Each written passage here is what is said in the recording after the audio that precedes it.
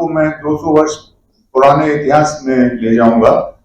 चाय 5000 वर्ष से भी ज्यादा पुराना पेय है, जो कि चाइना में राजा शेन नोंग ने आविष्कार किया था। वो हमेशा गर्म पानी पीते थे, and because he was drinking hot water always, गलती से एक पेड़ से वो टहनी गिर के वो पानी में बॉइल हुई, और उसका जो द्रव्य बना, जो ड्रिंक उन्होंने लिया, उससे उनको ताजगी और काफी फुर्ती का महसूस हुआ। तो उन्होंने क्या किया कि आदेश दिया कि मेरे फौज के जितने भी कमांडर हैं और मैं हूं और जितने भी राजा महाराजा हैं चाइना के, वो ये द्रव्य रोज पिएंगे। इसलिए ये एक रॉयल ड्रिंक था।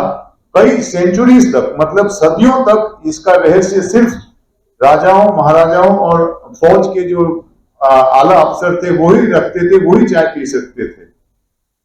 बाद में बुद्धिज्म के चलते ये चाय फिर चाइना गई और दूसरे देशों में इसका प्रचलन बढ़ा।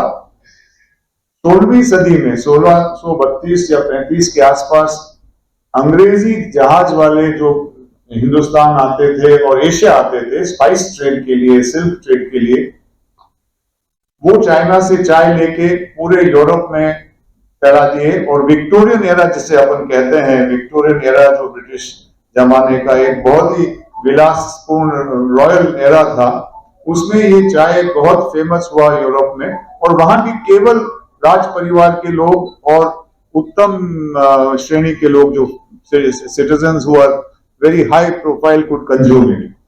बाद में 100 वर्ष लगे इस चाय को कॉमन मैन तक आने में। जब हिंदुस्तान में इंडस्ट्रियलाइज हुआ, जब अंग्रेजों ने देखा कि चाइना की चाय से खपत ब्रिटेन में पूरी नहीं हो रही है, तो 1823 में उन्होंने चाय के पौधे का आविष्कार किया। चाय हमेशा हिंदुस्तान में थी।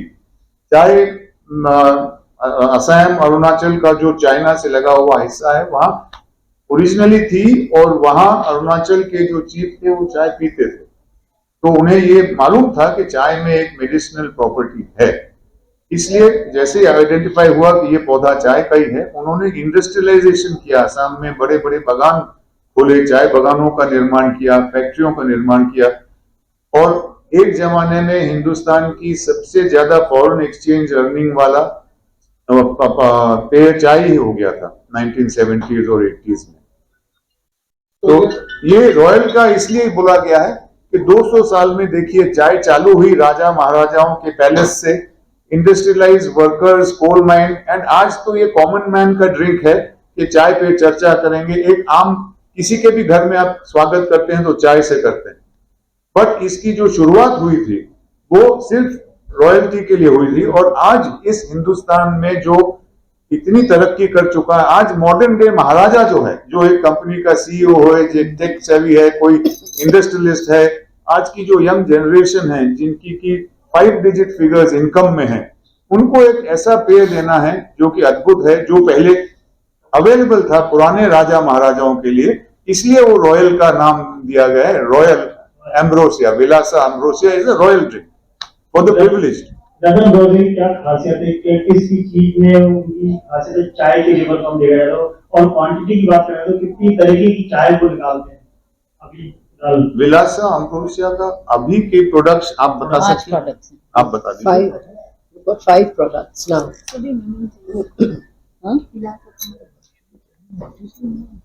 You start give the details of the products. विलासा का मतलब है ग्रैंड, और एम्ब्रोसिया का मतलब है nectar of life, a drink for the gods. अंदर में कितने? हाँ, तो इसके अंडर हमने अभी 5 प्रोडक्ट स्टार्ट कर रहे हैं। 5 products, 5 वैरायटीज, 5 वेराइटीज हैं चाय की। नाम अलग अलग होंगे जी, सबके, एक दार्जिलिंग ऑर्थोडॉक्स टी है, एक सीटीसी असम ब्लैक टी है, एक ग्रीन टी है, एक सिल्वर कोटेड टी है, सिल्वर टिप्स टी, और गोल्ड कोटेड टी है, गोल्डन टिप्स टी। ये 5, ये 5 वैरायटीज हैं। आजकल आयुर्वेदिक की तरफ से जोड़ा जा रहा है, लोगों को हेल्थ कॉन्शियस ज्यादा बनाया जा रहा है चाय से। लोग पहले चाय से कहते थे चाय ज्यादा ना पी जाए, लेकिन अब चाय को हेल्थ से जोड़ दिया गया है। चाय पीने शरीर अच्छा रहता है और हमारा वेट गेन होता है, सारी चीजें और antioxidants मेडिकल भी चाय से जुड़ गया, कैसे देखते हैं? जी हाँ please tell them about the antioxidants See, it is because of the medicinal properties of the teas. होता क्या है कि पहले चाय को एज ए मेडिसिन ही लिया जाता था, बट ओवर दी 200 years इसको एज ए रूटीन ड्रिंक और डेली डे स्टार्टर की तरह लिया जाता है. हेलो सो उसके जो मेडिसिनल बेनिफिट्स है जो बोल रहे हैं, which any company is claiming, one of the claims are like tea is full of antioxidants.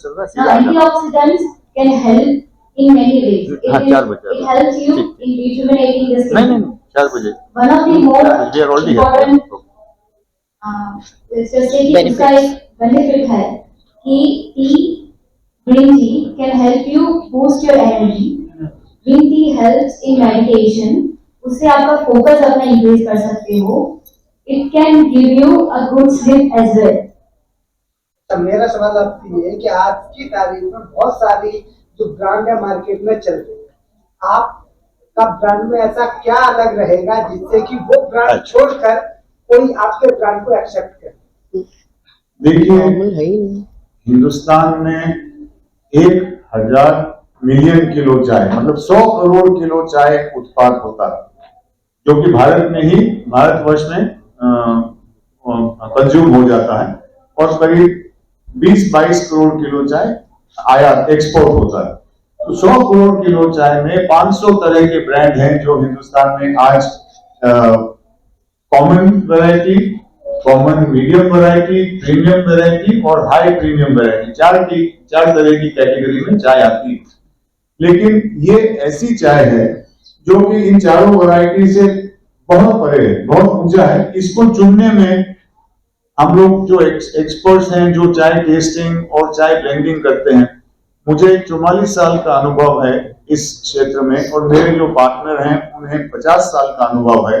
हम दोनों की जो एडवाइजरी कंपनी है, हम लोग का काम ही ये है कि चुनिंदा चाय जो सबसे बेहतरीन हो, एक टी टेस्टर ही जैसे एक जौहरी परख सकता है डायमंड को या हीरे को या पन्ने को, तो बड़ा इसमें मेहनत लगता है और तजुर्बा चाहिए आपको ये परखने में कि किस कप में. हम डेली 400-500 कप चाय टेस्ट करते हैं और उसमें से 3 कप सिलेक्ट करते हैं कि ये सबसे बेहतरीन है जिसमें फ्लेवर, टेस्ट, अरोमा सब कुछ आ रहा है.